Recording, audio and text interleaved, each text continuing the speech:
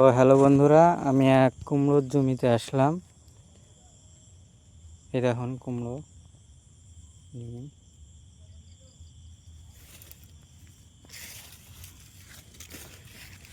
কলার পাশাপাশি কুমড়োটা চাষ করেছে।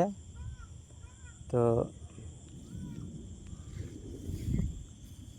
এই দেখুন কুমড়ো গাছ, আর এটা হচ্ছে ফেরোমন ফাঁদ, যেটা পিন পোকা বলে। পিন পোকা, ওই পিন পোকা ওইটা এই ফাঁদে আটকে যায়, দিয়ে মারা যায় আর কি। আর কয়েকটা বিষও পাওয়া যায়, সেটা হচ্ছে এমজো, জ্যামিস্টার, যেগুলা আঞ্চলিক ভাষায় আর কি আমরা ঝুনঝুনি বলি। ওটা দিলেও এই পিন পোকাটা দমন হয়। আর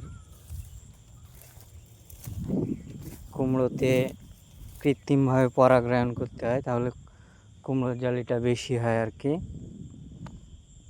এই দেখেন কুমড়ো চাষ, কলার পাশাপাশি কলাও চাষ করেছে। তো কুমড়োর ভুঁই মানে ঘাস জঙ্গল থাকাটাই বেশি ভালো, কুমড়োটা ঘাসের জমিতেই ভালো হয় আর কি। এই জন্যে এই দেখেন ঘাস টাস সবই আছে। তো এই দেখেন কতটা ঘাস। দেখেন কুমড়ো এখনো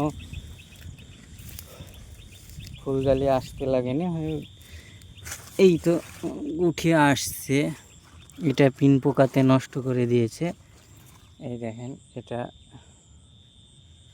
পিন পোকাতে নষ্ট করে দিয়েছে। এই পিন পোকাটা মারার জন্যে ফেরোমন ফাঁদ পাতা হয়েছে আর কি।